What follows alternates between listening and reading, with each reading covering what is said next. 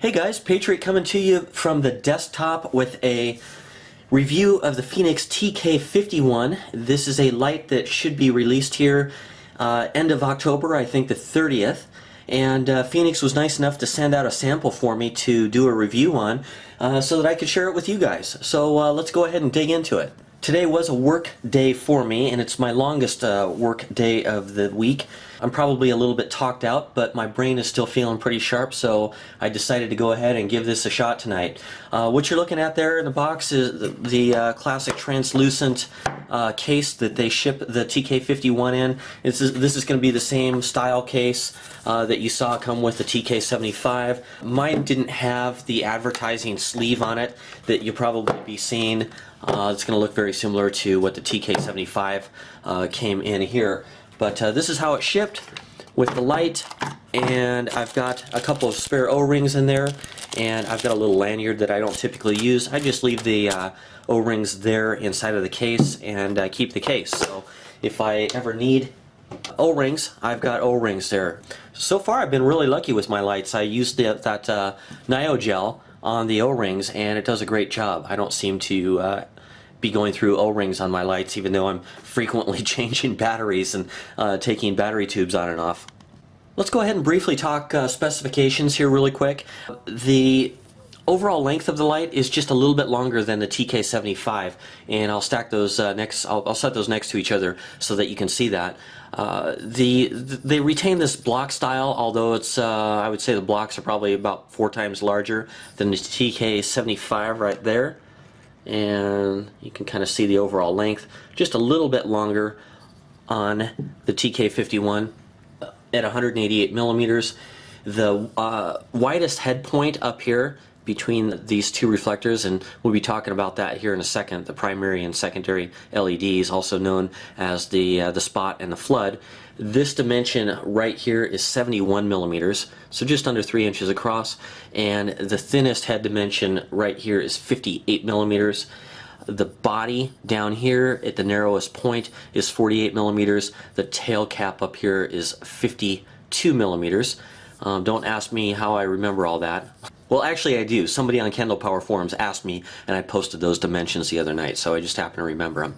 If you go up here to the business end of the light, you can see that we've got that small reflector over here with XML2 LED, and the larger, or the primary. You'll hear me refer to these as spot and flood, or primary and secondary, depending on what moment in time it is. I kind of switch back and forth on those two. So lately in the flashlight world, you know, there's always this rat race going on between LED technology, manufacturers trying to jump on board of the latest LED that are going to be more efficient and brighter, and that's great. And I think that they've done an extraordinary job at keeping up. It's amazing how fast they get the newest LEDs into these lights. But at the same time, it can sometimes drive a lumen rat race where maybe there's not a whole lot of innovation going on, and it gets a little bit stagnant. And it's a little hard on shoppers or flashlight enthusiasts, because, you know, we always tend to gravitate towards the most recent. It's kind of like trying to keep up with computer processors, where as soon as you buy one, there's another one that comes out a few weeks later that's just a little bit quicker than yours. In some cases, I think it's easy to get caught up in that. The difference in a couple hundred lumens of a light either way. You know, recently the TK75 came out with the XML2 LED, and it went up to 2900 lumens from 26. Well, you can see I've still got the 2600 lumen light here. To me, you know, having some flashlight experience, I know that 300 lumens in practice is actually a very small amount. There's a little bit of efficiency gain there too, but it's not enough of a difference to warrant myself going out and replacing the light. It's still a great light. So getting away from that lumen rat race a little bit, Fenix has done something new. They've combined a very shallow and small flood reflector along with a primary, deeper, more of a typical reflector that you would see on, say, a Nightcore EA8 or even the EA4 over here. So nice deep reflector. We're getting about 45,200 candelas of throw out of this light, out of the main beam, which is good. I imagine when they measured the total output, this does include the throw that we're getting out of this flood beam, which isn't much, but it does add a little bit overall to the downrange effect. Now, if you think about it, manufacturers of flashlights have gone all the way back to, say, the Maglite with the adjustable beam. They've got a beam that allows you to, you can spread that light out. In that case, you got that big hollow donut hole in the center when you went to a wide beam, but then you could also adjust it to a spot beam. Likewise, LED Lenser has released lights that have adjustable beams. They do okay. Anytime you run light through a lens, an optic like that, it's going to reduce the amount of lumens that are coming out the front. So the lens itself is scattering and absorbing some light, reflecting it back into the reflector, further scattering it, and you do lose some out the front efficiency whenever you put a lens up there. Likewise, you tend to get a purple halo around the beam of a lens whenever you try to shape the beam that way. But it did give a fair amount of effectiveness if someone needed to widen up the beam. Of course, you can tighten up that spot as well. And so, you know, manufacturers have taken different approaches over the years to produce a different kind of beam. Fenix has done something a little bit different. And it might look a little odd at first to see that little extra section up here, this extra mass off the side of the head.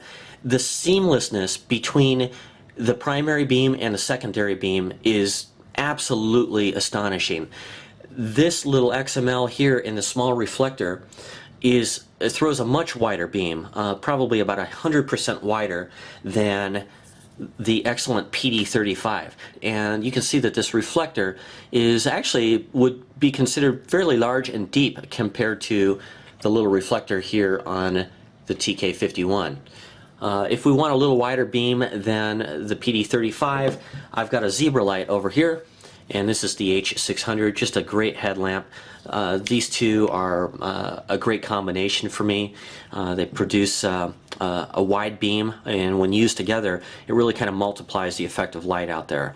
But you can see even this reflector here is deeper and larger than what's on this. This beam is very wide. The color is nice and warm. I don't sense any blueness or purple out of this beam at all. There's just a slight hint of blueness out of the cool white Fenix PD35 here, but I don't see that. And I think if you look at the beam shots, you'll notice that we've got a nice, I don't know, it wouldn't be considered neutral, but for a cool white LED, it doesn't. It seems like it's a very, very nice color. I'm really, really happy with the beam color and the beam quality of this flashlight. Let me give you a good close look there. This reflector, of course, is a lot deeper. It falls somewhere in between the size. You can see next to it here is the Nitecore EA4. You can see the size of that reflector. And if I compare it to the EA8 here, you can see that this has a larger reflector. So this is going to be about 60,000 candela versus 45,000 candela. And the EA4 is going to be about 20,000 candela versus 45,000. So we're doubling the throw capability of the EA4, which is pretty good. It's got a removable tail cap. One thing that's great about Fenix flashlights, anytime they've sent me something, the threads are always in, you know, beautiful shape. There's no chipping, there's no anodizing coming off or anything like that, and they always put lube on the light. I love that. You know, it's just that little attention to detail. Now you can see here that they've given us a carrier. This holds 3 18650 batteries, but this light will also run on 2 18650s, one 18650, and it'll work on 6 CR123s, 4 CR123s, or 2 CR123s. So it has a very versatile power plant here. You can see that this is a little bit different than what we see on the TK75. In fact, let's go ahead and open up the TK75, and I want to compare battery carriers since we've got this out. Now you remember on the battery carrier here on the TK75, this holds 4 18650s versus 3 here. But you remember these contacts up on the top? Now every time that you unscrew the tail cap, it's got a certain amount of friction here, and these little tabs are going to be sliding around and around on that metal contact plate, that little ring inside of there, and it does put a little bit of wear. You can actually see down in there, you might be able to see the wear marks where that turns. I've fiddled with equipment long enough that I see stuff like this break. Now, I haven't had any problem with this, but I'm always one for kind of avoiding Murphy's Law, and to me this is one of those Murphy Law things. You know, this is one of those items that you'll have out of your flashlight, and you'll be changing something, and this will catch on a piece of clothing or something like that, and it'll get ripped off. I mean, you know, stuff like that just tends to happen. Well, what I really like about this system is that they've recessed the contact ring. They put the ring on the battery carrier itself versus down inside the flashlight. And let's go ahead and take this off. My arm is reaching through the tripod, so sorry if I bump it there from time to time. And it's got these 3 contacts here, which kind of remind me of the EA light, how they've got those 3 contacts that work in conjunction with the battery ring there. But you can see we've got the positive in the center and negative contacts on the outside. And yeah, it's just a really great system. It's super clean. These have a little bit of give to them here. And you know, if that bumps up against something, you know, it's probably not gonna dent it or anything. But I just see this as a superior design to the TK75. Hey, the TK75 is a great light. You know, there's not much I have a problem with, and considering the robustness of Fenix's carriers, that's why I didn't, you know, I don't complain about it. I might have mentioned something in the review, but it was real minor. However, this is just a nicer design. If I could have this design on the TK75, I'd take it in a heartbeat. It's just a really great system. And giving you a little closer look here at the back of the head, you can see there's a couple of spanner wrench things for disassembly. I don't take my lights apart, guys. I kind of leave that to the modders and stuff over in Kendall Power Forums. If I fiddle with a light and I do something wrong, I wouldn't have a light to review. So I try to get everything else done, and then later on down the road I can play around with that a little bit.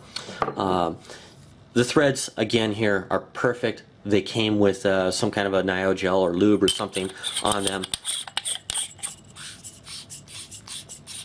Real smooth.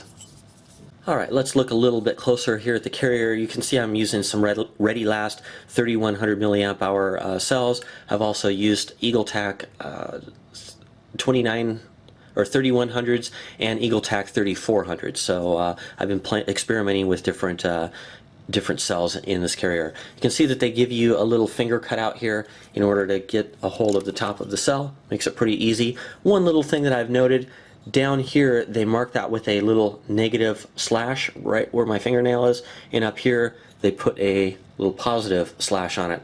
Sometimes the battery will hang up on the negative mark in there, and so I always make sure I press it down a little bit before I put it into the mark. You could actually grind off that little negative mark right in there, but it's no big deal. It's just something that I've noticed every time I put cells in. When I first got the light, I had to, it stops right there. And you could also tear the wrapper on the cell if you're not careful. But I always set it just a little further out, and then I push down, and then I pop the whole cell in. So not a big deal there, just something that I noticed, and I like to be thorough. You can see this carrier is made in, is it 3 pieces? Yeah. So we've got the center piece with the pillars, 3 pillars, and then a plate is screwed onto the bottom right here, and a plate screwed onto the top. Super robust, really simple. You're not going to break anything on this. It's just a great design.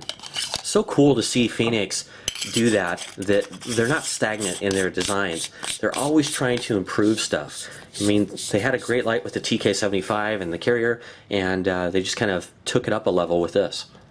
Okay, a lot of people have asked what this little hole is down here. You can see that's just a little Torx head.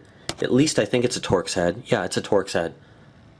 Down in there, little Torx head bolt. And it looks to me like this piece here is separate from this piece. So it's kind of a two-piece head in construction, and I think that they maybe have threaded this piece on and then they put a little retainer screw in there to keep everything lined up. Okay, and there's a little bit better look of it, but look at it. But that's all that is. It's just part of the assembly hardware. Alright, you notice that this bezel is completely flat. We don't have any crenulations or anything on there. I kind of like that. This could be a law enforcement type light if it's certainly small enough to carry on a duty belt as compared to the old stream lights and mag lights and everything else that they used to carry. And it does have a nice wide beam that would come in super handy in dark alleyways, rooms, going into a house, that kind of a thing. That wide beam is something that I'm not getting on any other medium format LED light like this.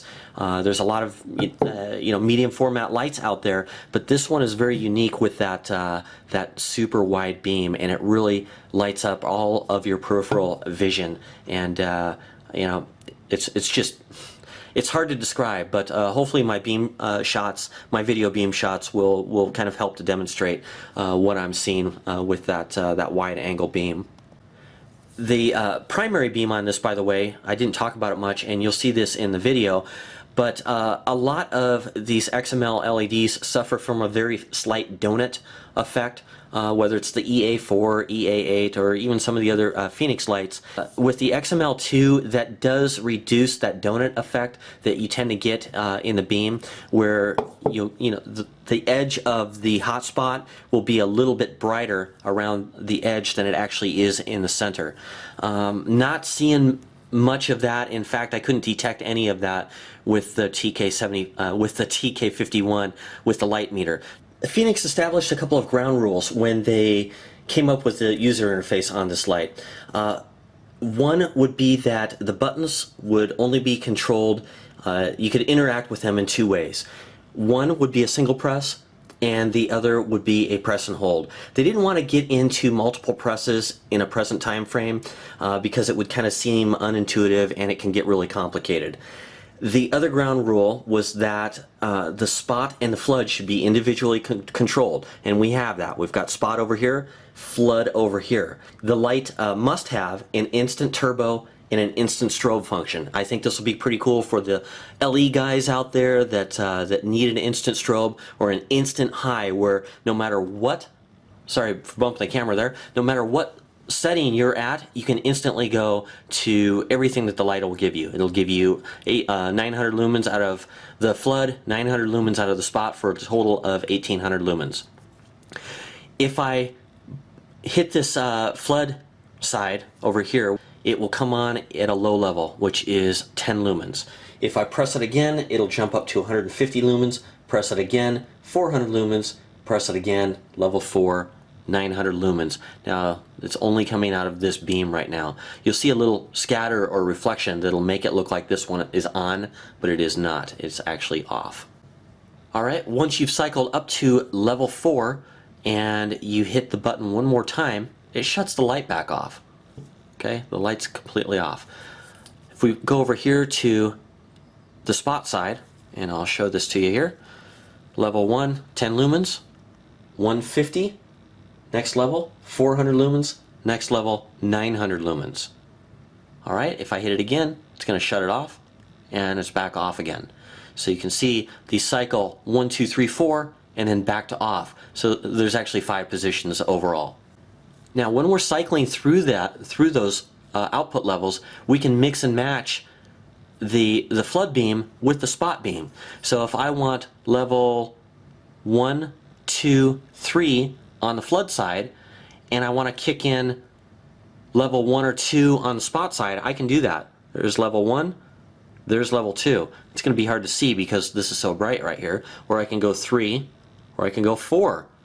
Let's go to level 1, 2, 3 on the spot side, and let's say I just want to mix in a little bit of flood. Level 1, 2.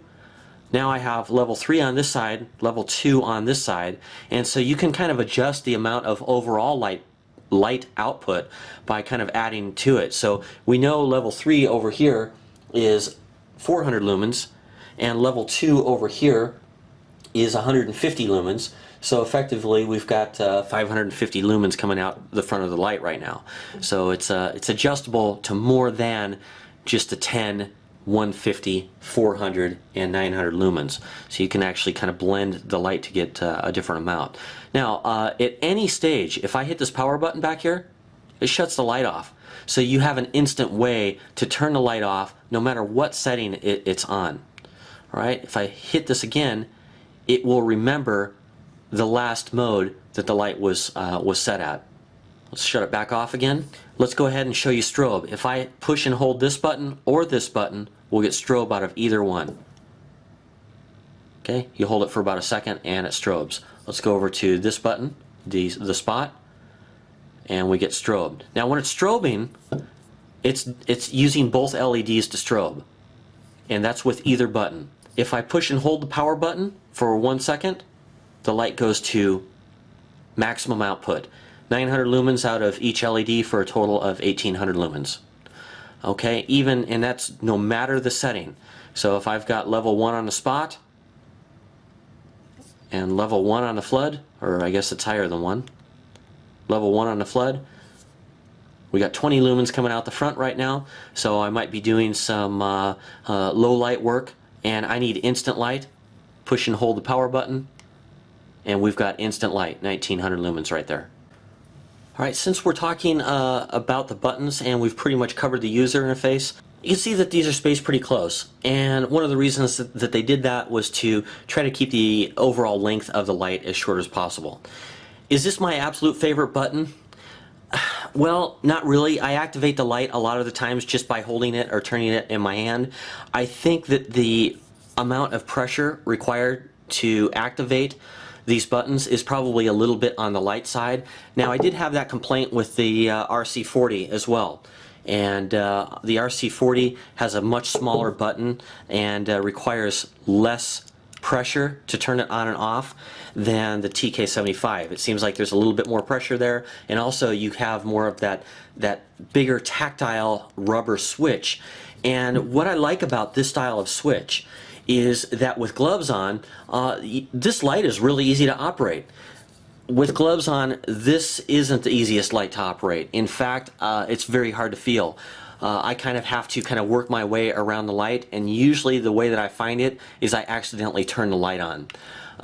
It's always nice to be able to find the button that you're looking for in the dark without actually turning it on. So I can come up here with a gloved hand and I know right where that button is, and I don't have to activate it to know that it's there. Usually I find this button by kind of feeling it around. I'm like, okay, where am I? And then the light will go on and I'll go, okay, I felt something move on that side of the body. Alright, well, I kind of run into a similar experience with this light, except the buttons are a little bit smaller and there's 3 of them in close proximity.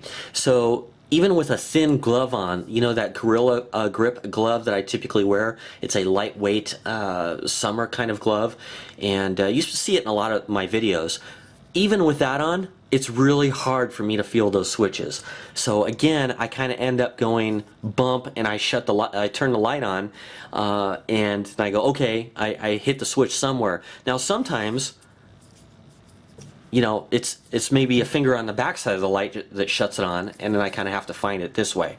Now you'll see that they offset the primary and secondary beam by about 45 degrees as compared to the switches. So here's the switches here at 12 o'clock, and from your perspective right now, this is going to be down in the 4 o'clock, 5 o'clock position down there.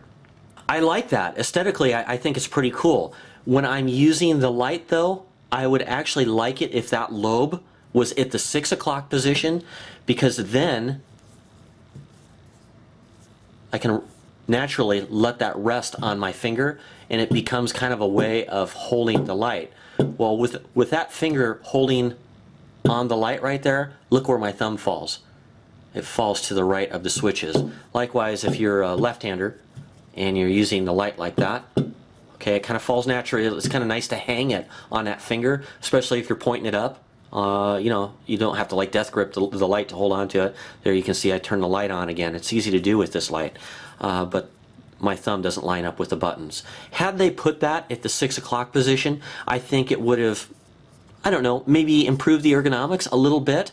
Aesthetically though, I like it in the 45 position. It's cool when the light's sitting here and the buttons are facing up. So in that regard, if this thing's sitting on the nightstand in a flat position here, as soon as you grab the light, you know that the switches are in the 12 o'clock position, which is also handy. But I typically don't have my light sitting like that.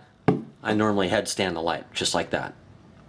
That way it keeps stuff from getting onto the lens, and you know, you could tail stand it as well, but I don't do that either because then you get dust all over the lens. Not that it's a big deal, but I typically, that's how I set my light on my nightstand or my computer table, or you know, wherever the light's sitting. Now outdoors where you don't have a flat place to lay it down, sitting on your pack might make sense, and having the buttons 12 o'clock up there might be kind of cool. But for carrying the light, which is primarily what we do, it would be nice if that lobe was straight down there at 6 o'clock. But no big deal there. I just wanted to mention it because I've been out walking with this light just about every night, and I've discovered these little things that I'm noticing, and I want to share them with you guys.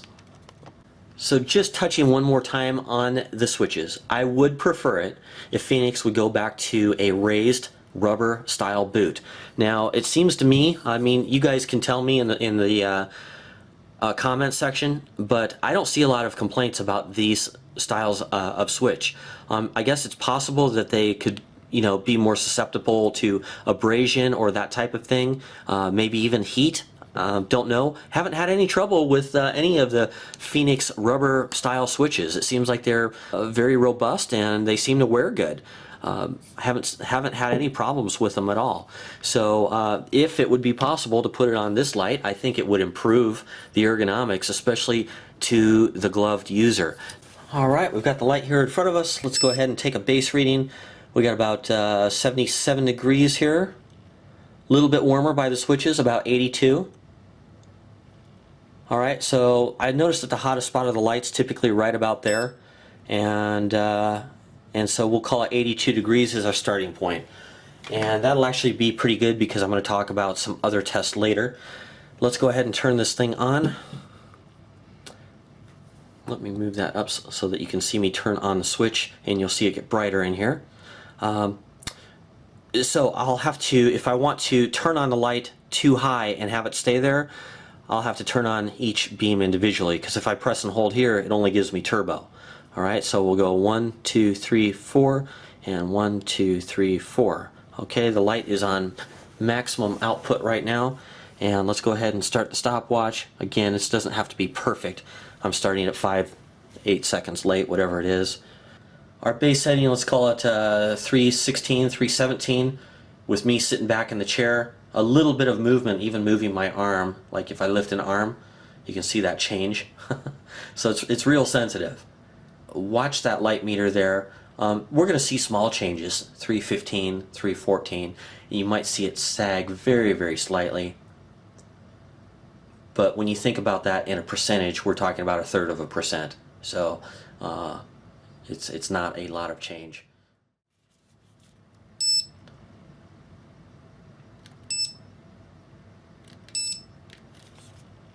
Okay, we're about 92 degrees at 2 minutes.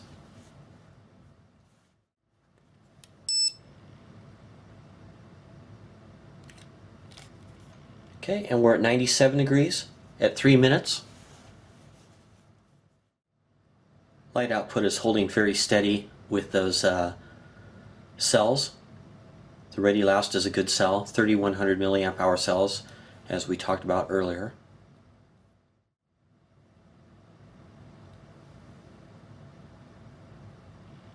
Alright, you saw it just step down right there.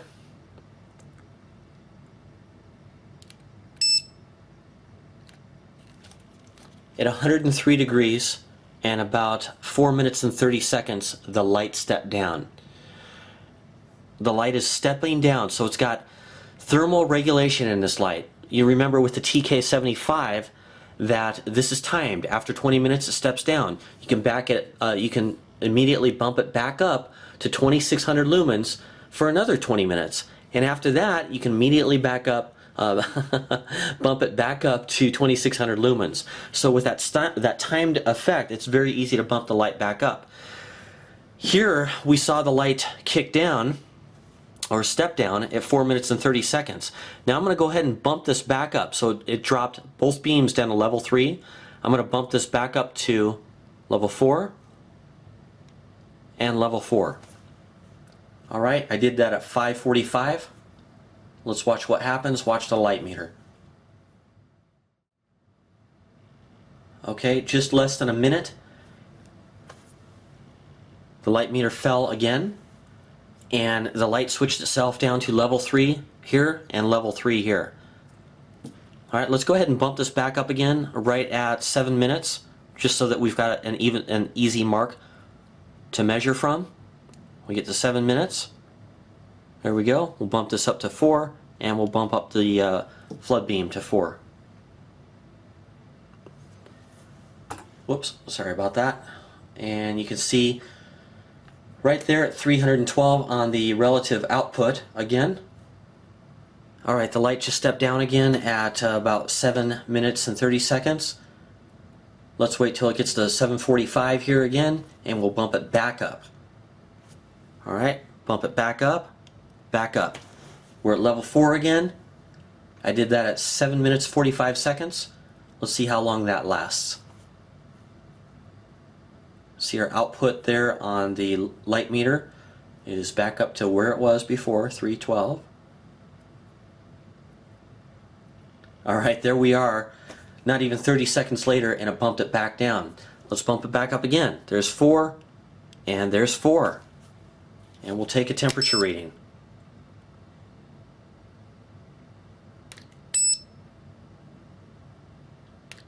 Okay, the hottest point on this light is 107 degrees on the exterior. Okay, 107. This is very comfortable to hold. I'll put it up against my face for you. And we'll watch this bump back down here. Alright, and it just dropped again. Actually, it dropped on the main beam, and then it dropped on the secondary beam.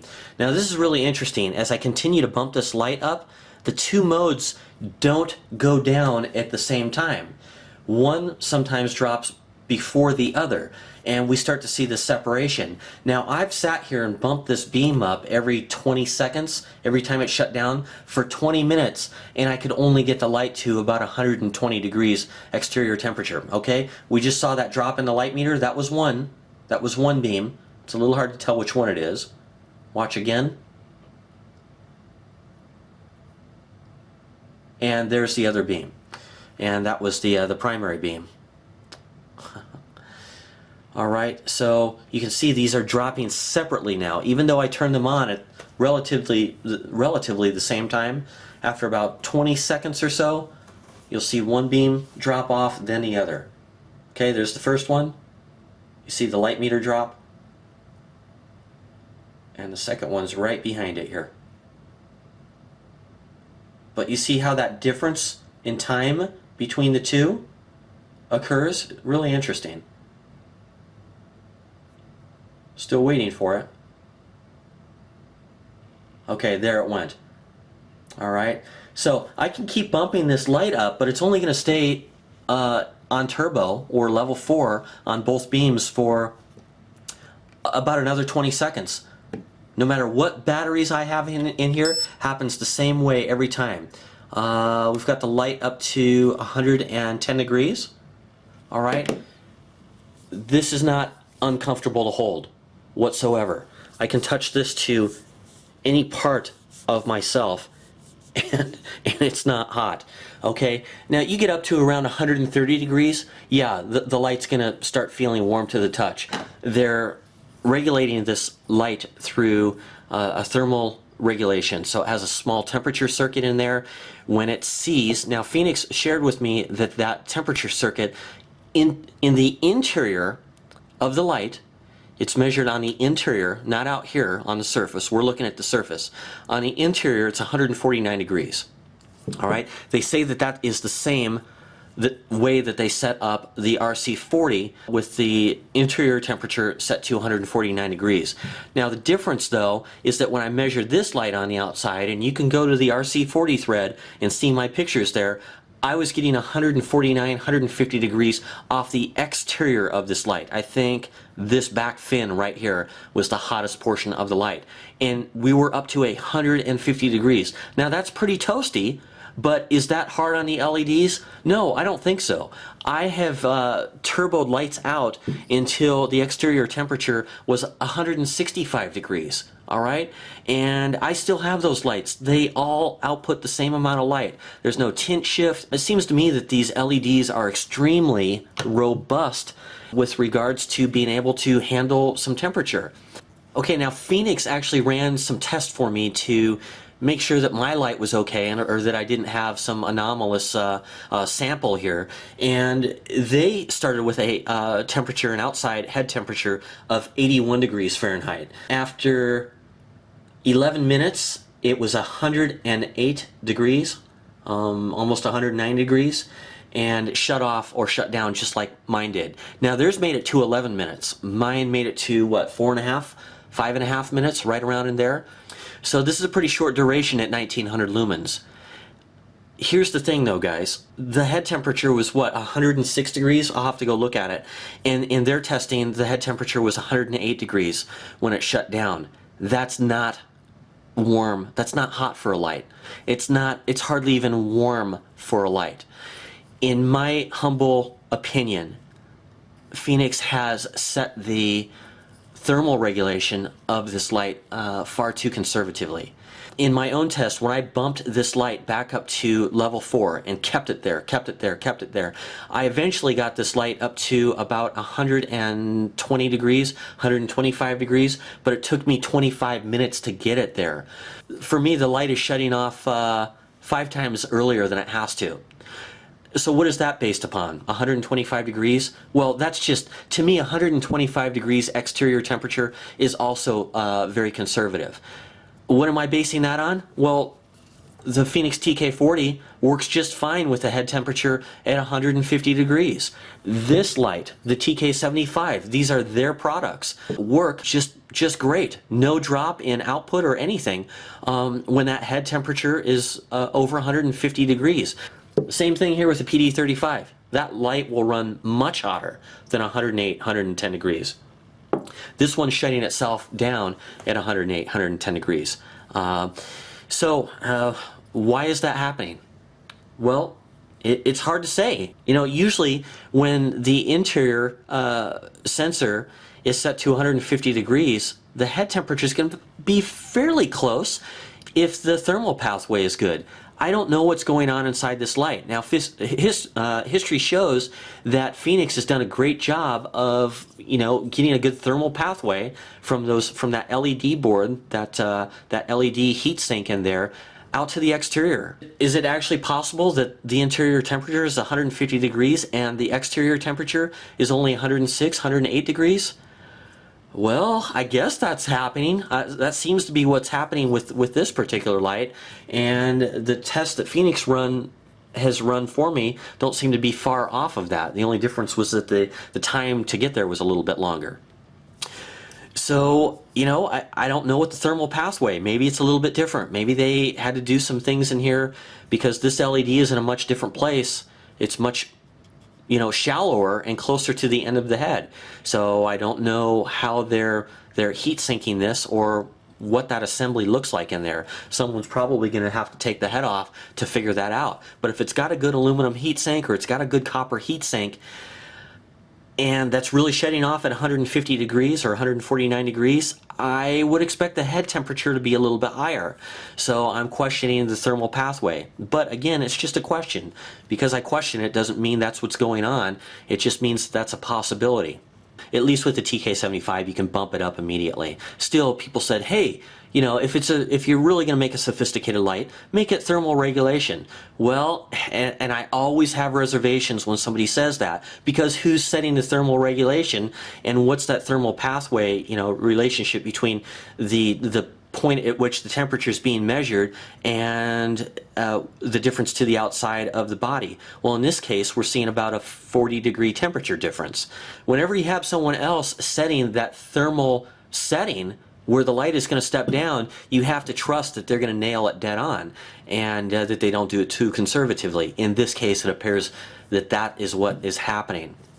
So when that light steps down from 1900 lumens, it's going to go to level 3 at each LED, which means that you're looking at 400 lumens out of each LED, making it an 800 lumen light. So at 800 lumens, you're right there with an EA8. Actually, I think it's 900 lumens. So you don't have much time there unless you are living in real cold weather somewhere that's going to allow you to run that light continuously. Now, who knows? In 40-degree temperatures, this light might never shut down, but I didn't have the time or the means to test that. It's still hot here in Arizona. We just had a run of 90-degree days. So I've been hiking with this light, and of course it steps down when I'm carrying the light just like it does on the desktop. So as some of you might have gathered, this is kind of a big deal for me. It's a hard step for me to get over, and the reason that I say that is the light is similar in size, other than the size of the head, to the TK75, and I can keep bumping this light up. Now, this light, as you saw from the beam shots, offers some certain advantages that the TK75 doesn't, and so what we have to do is weigh those advantages. This light will run continuously at 2600 lumens for 20 minutes at a time, and this light's giving me about 5 minutes of 1800 lumens. So that's a big difference. I'm giving up a lot to use this light just because it has a smoother beam. Is it worth it to me? Am I going to carry this or this? Ooh, well, guys, I'm probably going to carry the TK75. If this light ran for 30 minutes continuously, or they reset the temperature so that the exterior of the light could go up to 125, 130 degrees, which is still holdable, that's not that hot. I carry this light at much higher temperatures, it's not that big of a deal. If they would do that, yeah, then there might be certain advantages. I might want to get the wider flood beam on this light, have that perfect spot beam. Now you're talking, you know, I might give up that higher output. Likewise here, this the TM26, another great light, and you saw in the beam shots, I mean, it really does a good job. Not quite as wide as the wide beam here on the TK51, but it'll run at a much higher output for way longer than this light. And look at the size of this light. You know, look at my review on this light. We don't run into those thermal issues that we ran into with this one. I can always knock this light down one notch, and it still gives me a lot more light than this, and it's in a smaller form factor overall.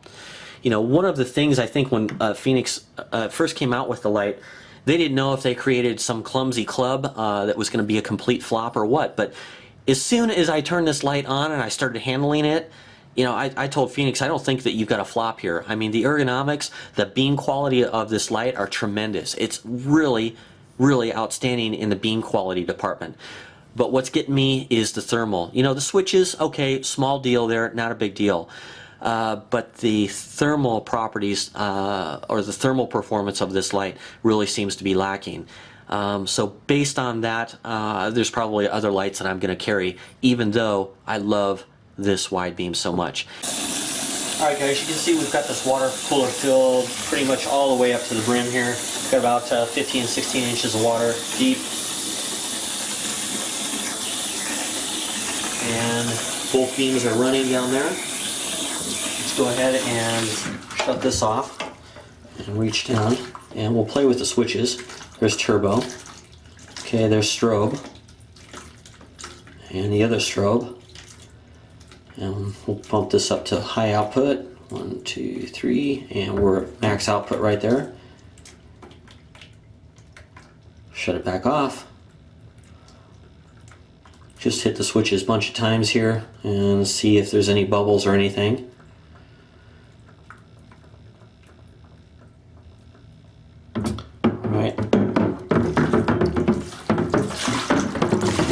Slosh this around a little bit.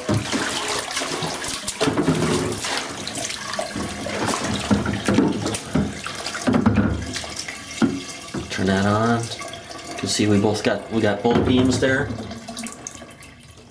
All right, let's go put this in the fish tank and we'll leave it in there about 20 minutes. All right, guys, here we are at the fish tank. This has kind of become a regular test for me ever since someone told me I was going to kill all my fish because of the aluminum. So I make sure that I always put that in there. But you can see there it is. I guess it's too deep to turn on. Let me pause really quick.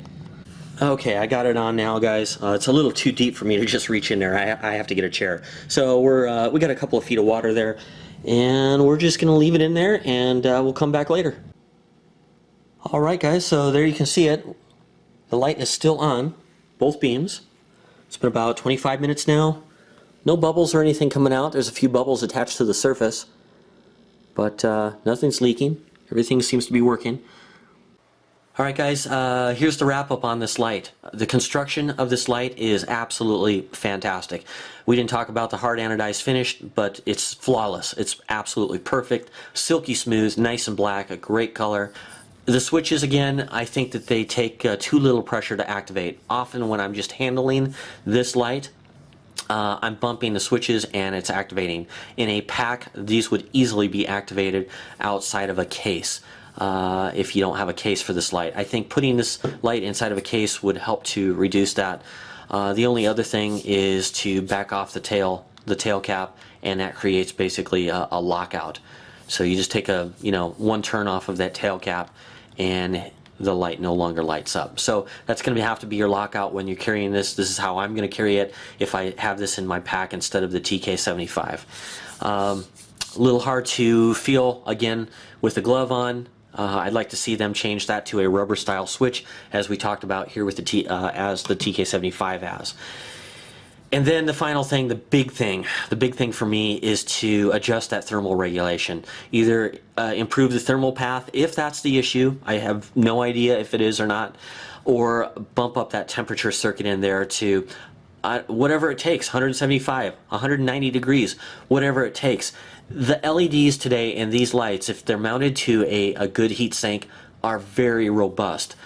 Again, I've torture tested lights. I've run little tiny AAA lights on 10440 batteries until they're too hot to pick up. I mean, we're talking, 175, 180 degrees, and all of those lights still work. I've never thermally ruined a light. I've never made a light not work.